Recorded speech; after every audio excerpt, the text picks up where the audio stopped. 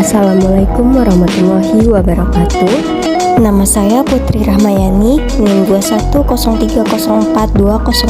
Di video kali ini akan berisikan 5 materi. Yang pertama adalah Profil Prodi Manajemen Universitas Muhammadiyah Riau, Teknologi Informasi, perlunya teknologi informasi dan sistem informasi, perangkat keras komputer atau hardware, dan perangkat lunak komputer atau software, pengambilan keputusan di level manajemen, sistem penunjang keputusan, serta pengertian data, informasi, dan pengetahuan, pengorganisasian data dan informasi. Langsung saja pada materi yang pertama, yaitu Profil Prodi Manajemen Universitas Muhammadiyah Riau, dan kenapa memilih Prodi Manajemen dan bagaimana Prodi Manajemen Universitas Muhammadiyah Riau. Prodi Manajemen pada Universitas Muhammadiyah Riau memiliki 4 konsentrasi peminatan, yaitu Manajemen Pemasaran dan Wirausaha, Manajemen Sumber Daya Manusia, Manajemen Operasional, dan Manajemen Keuangan. Prodi Manajemen Universitas Muhammadiyah Riau memiliki tujuan untuk menghasilkan sarjana ekonomi yang memiliki kemampuan dalam bidang pengetahuan, sikap, dan keterampilan, dan komunikasi yang mampu melakukan pekerjaan yang berhubungan dengan bisnis dan organisasi yang sesuai dengan kebutuhan. Lalu, kenapa memilih Prodi Manajemen? Ada beberapa alasan kenapa kita harus memilih Prodi Manajemen. Yang pertama adalah karena Prodi Manajemen di Universitas Muhammadiyah Riau memiliki akreditasi yang bagus, yaitu B. Selain itu, profil lulusannya pun dapat menjadi leader atau manajer, analis atau konsultan, perencana bisnis, serta wirausaha. Selain itu, dikarenakan minat masyarakat yang banyak pada jurusan manajemen, itulah mengapa kita harus memilih Prodi Manajemen. Materi yang kedua adalah Teknologi Informasi, perlunya teknologi informasi dan sistem informasi. Williams dan Sawyer mengatakan, teknologi informasi adalah suatu teknologi yang merupakan hasil gabungan dari jalur komunikasi berkecepatan tinggi dengan komputasi komputer, yang mana jalur komunikasi tersebut membawa video, suara, dan data. Selain itu, diketahui juga beberapa perlunya digunakan teknologi informasi, yaitu lebih mudah dan cepat dalam melakukan proses komunikasi, proses perdagangan dapat dilakukan secara elektronik, mudahnya akses terhadap suatu informasi, pekerjaan bisa dilakukan secara daring untuk mengatasi tekanan dalam persaingan bisnis, meningkatkan kompleksitas dari tugas manajemen, dan dapat mempersingkat waktu dalam berkomunikasi. Menurut Sid pada jurnal Computation and Business volume ke-7 tahun 2013, sistem yaitu kumpulan elemen-elemen yang terkait dengan tujuan akhir, yaitu tercapainya suatu tujuan. Data merupakan fakta yang dapat digunakan sebagai masukan agar menghasilkan sebuah informasi. Informasi merupakan kumpulan hasil dari kumpulan data yang telah diproses dan nantinya akan membantu saat menentukan suatu keputusan. Berikut beberapa penerapan sistem informasi dalam kehidupan sehari-hari. Yang pertama adalah sistem akademis berbasis website, yaitu digunakan untuk mempermudah mengakses data terkait akademis. Yang kedua, sistem pemerintah berbasis website atau e-government. Ini digunakan untuk dapat memberikan layanan pemerintah melalui internet. Yang ketiga, sistem pertukaran digital. Dengan menggunakan komputer, kita dapat bertukar data secara cepat. Dan yang keempat adalah sistem biometrik, yaitu sistem keamanan informasi dengan menggunakan pola wajah dan sidik jari. Materi yang ketiga adalah perangkat keras komputer atau hardware dan perangkat lunak komputer atau software. Di dalam komponen hardware, terdapat input dan output.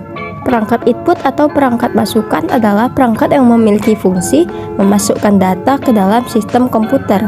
Berikut beberapa contoh perangkat input. Yang pertama adalah keyboard komputer, yaitu perangkat keras yang digunakan untuk mengetikkan huruf, simbol, dan sejenisnya. Yang kedua adalah mouse, adalah perangkat kecil yang berguna untuk menggerakkan pointer dengan lebih efisien.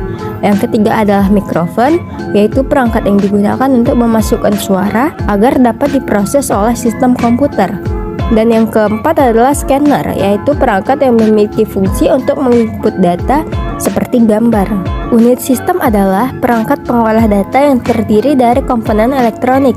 Sirkuit dari unit sistem yaitu terletak pada motherboard atau mainboard. Komponen utama motherboard adalah prosesor, dan memori. Perangkat komunikasi adalah komponen perangkat yang digunakan untuk bertukar informasi ataupun data, baik melalui PC ataupun perangkat mobile. Salah satu contoh adalah modem yang dapat berfungsi untuk mengakses internet pada PC. Perangkat lunak komputer merupakan komponen dari komputer berbentuk data, program, dan file digital yang bisa dibaca atau dipasang dalam komputer.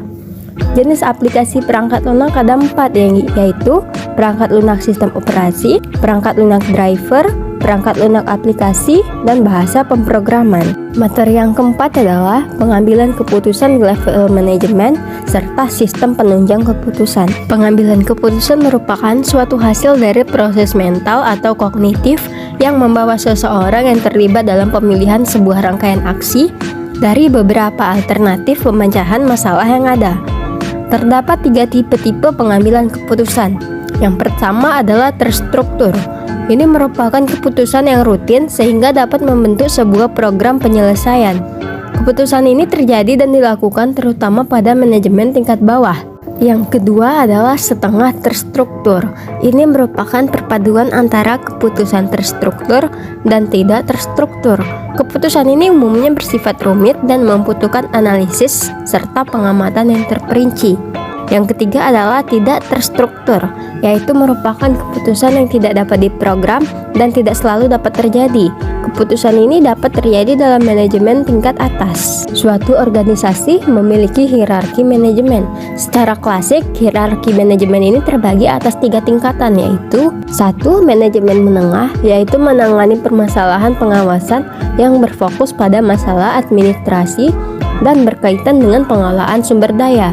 2. Manajemen puncak, yaitu manajemen yang mengatur tentang masalah perencanaan dan keputusan yang diambil memiliki karakteristik yang strategis. Yang ketiga adalah manajemen operasional, yaitu manajemen yang terkait dengan kegiatan harian. Keputusan diambil pada manajemen ini disebut keputusan operasional. Selanjutnya yaitu sistem penunjang keputusan. Sistem penunjang keputusan atau Decision Support System atau DSS merupakan sistem yang dapat membantu pada saat pengambilan keputusan dalam bisnis atau organisasi. Sistem penunjang keputusan juga dapat digunakan untuk membantu mengambil keputusan dalam masalah yang memiliki kemungkinan berubah dengan cepat. Sistem penunjang keputusan dapat berupa komputer atau tenaga manusia ataupun kombinasi dari keduanya. Materi yang kelima adalah pengertian data, informasi, dan pengetahuan, pengorganisasian data dan informasi. Dalam komputasi, data adalah bentuk informasi dengan bahasa tertentu yang telah diolah secara efisien. Dapat berupa subjek tunggal maupun subjek plural yang digunakan dalam suatu proses tertentu.